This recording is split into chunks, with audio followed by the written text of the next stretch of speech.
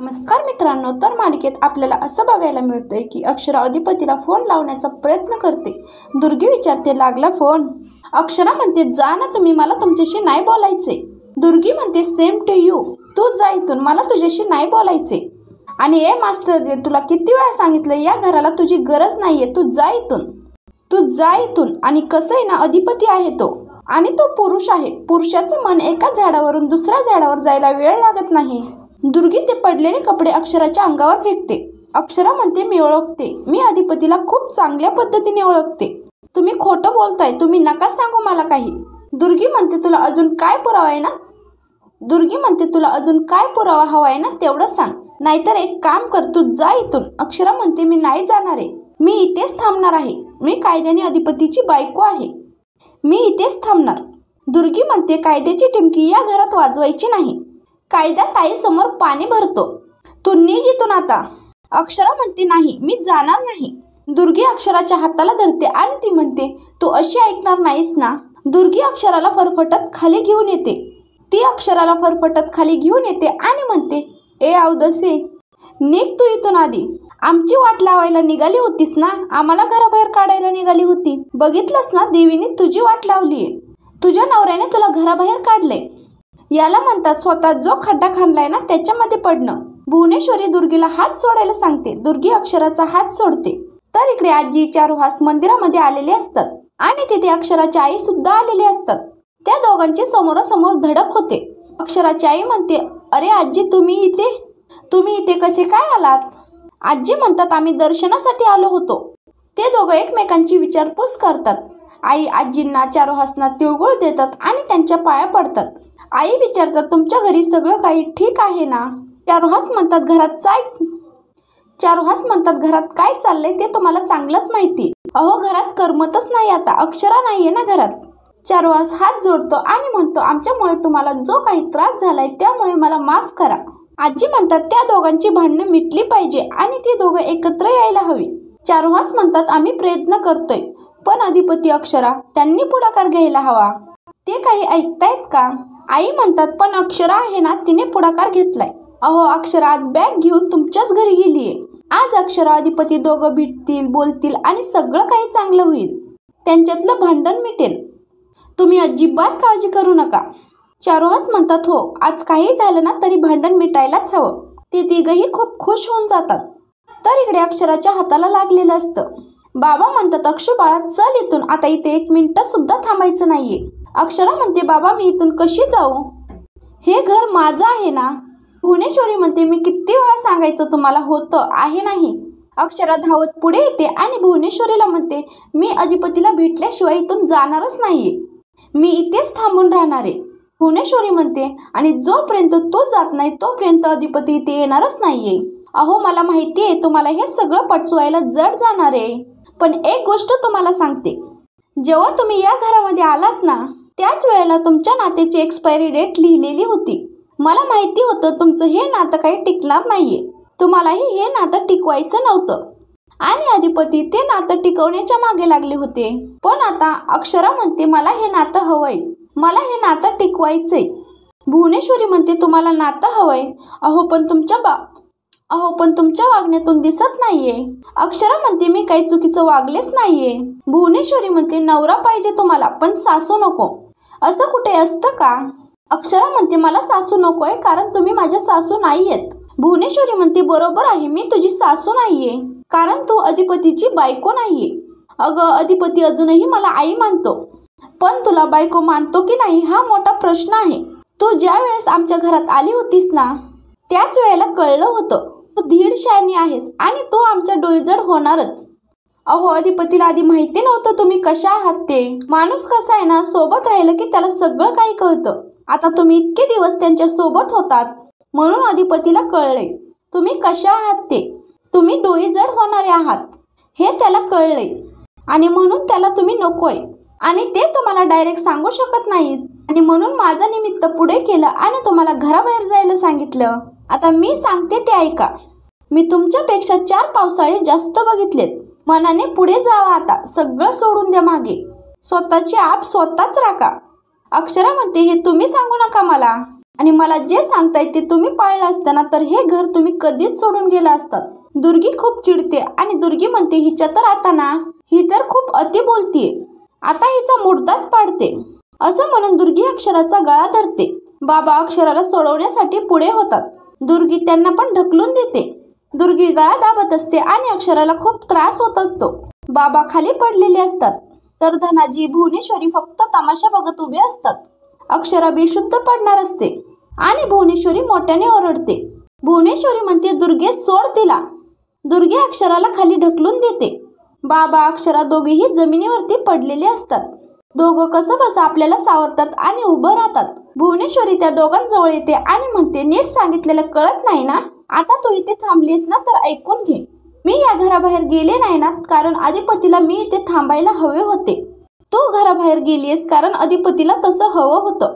भुवनेश्वरी बाबांना म्हणते ओ जयदेवराव, तुमच्या लेकीला घेऊन जा इथून आणि जरा जरी स्वाभिमान असेल ना तर परत इथे पाठवू नका आणि तुम्ही सुद्धा इथे येऊ नका. यापुढेही आमच्या दारात कधीही आली ना तरी हिला हेच बघावं लागणार आहे. एकतर आधी माझा संसार मोडलाय तुझ्या शहाणपणामुळे, आता जास्त आगाऊपणा करू नकोस तू.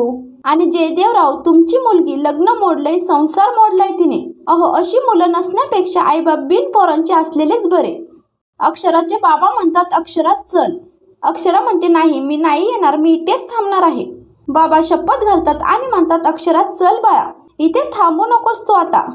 अगं, या लोकांची लायकीच नाहीये, आता एक मिनिट सुद्धा इथे थांबायचं नाहीये. माझी मुलगी कोण आहे काय आहे हे मला चांगलंच माहितीये. दुर्गी मोठ्याने ओरडते आणि ती म्हणते ए थेरड्या, निघतोय का नाही तो इथून. बाबा म्हणतात जातोयच आहे आम्ही इथून. असल्या असभ्य लोकांमध्ये राहण्यापेक्षा आम्ही गेलेलंच परवडलं. आणि असल्या तुमच्या लोकांमध्ये माझी मुलगी दिली आहे ना, याचा मला पश्चाताप होतोय. बाबा बॅग घेतात आणि निघत असतात. दुर्गी अक्षराच्या अंगावर तिची पर्स फेकते आणि निघायला सांगते. अक्षरा आपल्या मोबाईल पर्स घेते आणि तिथून जाते.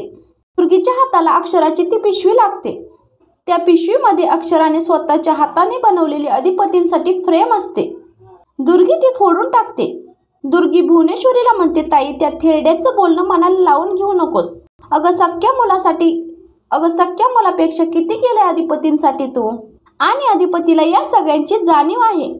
तू चल आतमध्ये. दुर्गी विचार करत राहते. तर इकडे अधिपती कारमध्ये बसलेला असतो आणि त्याला इराचं बोलणं सारखं आठवतं. मदन आलाय शहरामध्ये आणि अक्षरा त्याच्या खूप नादी लागली. ती सारखी खुश असते, त्याच्याशी बोलत असते, त्याच्याशी गप्पा मारत असते. तुम्हाला पूर्णपणे विसरलीये हे सगळं त्याला आठवतं. तर इकडे बाबांच्या कपाळातून रक्त येत असतं. अक्षरा बाबा रिक्षेची वाट बघत असतात. बाबा म्हणतात अक्षरा, ही कसली घाणेरडी माणसं आहेत ग. अगं, तू या असल्या लोकांमध्ये राहत होतीस. अगं, या लोकांकडे मन नाही आणि भावना सुद्धा नाहीये. आहे तो फक्त अहंकार आणि माज आहे. अक्षरा बाबांना शांत राहायला सांगते आणि ती त्यांना पुढे घेऊन जाते. तर इकडे दुर्गी मोठमोठ्याने हसत असते. दुर्गी म्हणते ताई, किती मजा आली ना, मास्तरडीला कायमचा धडा शिकवला, खूप मजा आली. किती दिवसाचा अपमान मी भरून काढलाय. अगं, ती डुचकी जेव्हा तेव्हा मला बोलायची, अपमान करायची आणि तिच्या बापाची तर कसली जिरवली. आणि ताई, त्या मास्तरडीचा गळा दाबला ना, एवढा आनंद झाला होता ना मला. अगं ताई, तू थांबवलं म्हणून, नाहीतर आज तिला मी मारूनच टाकलं असतं.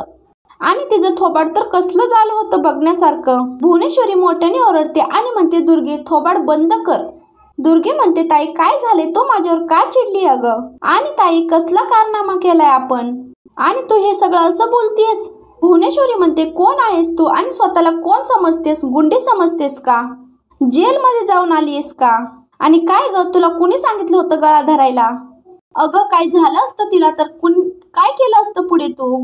तुला लाख वेळा सांगितलंय ना, तोंडावरती रागावरती कंट्रोल ठेव. अगं, आज तू जे काही केलंयस ना, त्यामुळे तू माझ्या सगळ्या प्रयत्नांवरती पाणी फेरलं असतं. दुर्गी म्हणते माफ कर ताई, अगं जोशमध्ये मी सगळं करून बसत होते, पण इथून पुढे मी काळजी घेईन.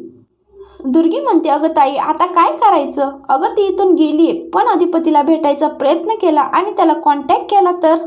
भुवनेश्वरी म्हणते तिला जे करायचंय ना ते करू देत आणि मला जे करायचंय ते मी करणार, तू जा इथून. दुर्गी निघून जाते आणि भुवनेश्वरी सगळ्याचा विचार करत असते. तर इकडे अधिपती पुन्हा तोच विचार करत असतो. अधिपती मनात विचार करतो आणि तो म्हणतो, नाही नाही, इरा जे बोलली ना ते खरं नसेल. हे असं कसं असू शकतं? नाही, सकाळी उठल्यापासून ते रात्री झोपेपर्यंत मास्तरीणबाई मला सगळं काही सांगायच्या. कधी कधी मी त्यांना म्हणायचो, अहो किती बोलता तुम्ही, थकत नाही का? त्या माझ्यासोबत सगळं काही शेअर करायच्या आणि मदनबद्दल मला कधीच का नाही सांगितलं? काय असेल हे सगळं? हा माहिती मित्र असू शकतो, पण मला आजपर्यंत त्यांनी का सांगितलं नाही? आमचं ठरलं होतं एकमेकांना सगळं सांगायचं, काही लपवायचं नाही. आणि ती एवढी मोठी पत्र मास्तरीणबाई मुद्दामून काही असं करणार नाहीत. आणि तसंही बघायला गेलं तर तशी वेळच आली नसेल. कधी मला सांगण्याची वेळच पडली नसेल. माझ्या मास्तरीणबाई खूप चांगल्या आहेत. त्या असं कधी वागूच शकत नाहीत, कधी बोलूच शकत नाहीत. त्यांचं माझ्यावरती प्रेम आहे. त्या इराचाच काहीतरी गैरसमज झाला असेल आणि इरा रागाच्या भरात बोलली असेल. त्यांच्याकडून सगळं काही ऐकायला मिळतंय म्हणून गैरसमज होत आहेत. मला माहितीये माझ्या मास्तरीणबाई खूप चांगल्या आहेत. आता त्यांना भेटल्याशिवाय हा गुंता सुटणारच नाहीये. अधिपती विचार करत असतो आणि भुवनेश्वरी त्याला फोन लावते. अधिपतीचं लक्षच नसतं. ड्रायव्हर त्याला आठवण करून देतो की फोन वाजतोय. अधिपती फोन घ्यायला जातो तोपर्यंत भुवनेश्वरीचा फोन कट होतो. तर इकडे भुवनेश्वरी विचार करते आणि म्हणते, अधिपती फोन का उचलत नाहीयेत? मास्तरीला भेटले असतील का? तर इकडे अक्षरा बाबा दोघेही गार्डनमध्ये बसलेले असतात. बाबा खूप रडत असतात. बाबा म्हणतात, अक्षरा या सगळ्याचा छडा लावायला हवा. आता गप्प बसून चालणार नाही. अक्षरा म्हणते, बाबा झालं ते विसरून जा ना, जाऊ देत. हा विषय नका काढू. बाबा म्हणतात, अक्षरा आज बघितलं ना त्यांनी काय केलंय ते. मी त्यांना सोडणार नाही. आपण गरीब आहोत आणि त्यांना वाटतंय की आपण सोडून देऊ, पण आता तसं करायचं नाहीये.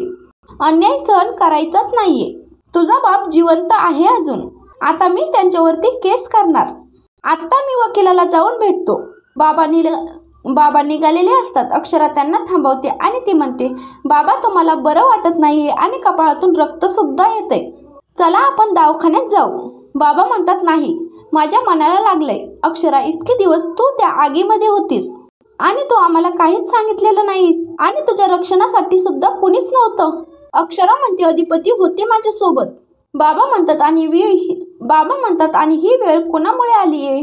अक्षरा ही वेळ फक्त अधिपतीमुळे आलीये तुझ्यावरती. बाबांना खूप वाईट वाटतं आणि बाबा स्वतःलाच दोष देतात. आपल्यामुळेच पोरीचं वाटोळ झालंय असं म्हणत असतात. बाबा स्वतःला दोष देतात आणि रडायला लागतात. ते अक्षराची माफी मागतात आणि म्हणतात, अक्षरा बाळा, या तुझ्या परिस्थितीला मी जबाबदार आहे. माफ कर बाळा. बाबा पुन्हा रडून रडून माफी मागत असतात आणि अक्षरा नका रडू म्हणत असते. आणि आपला आजचा हा भाग इथेच संपतो. असेच मालिकेचे पुढील भाग पाहण्यासाठी चॅनलला नक्की सबस्क्राईब करा. धन्यवाद.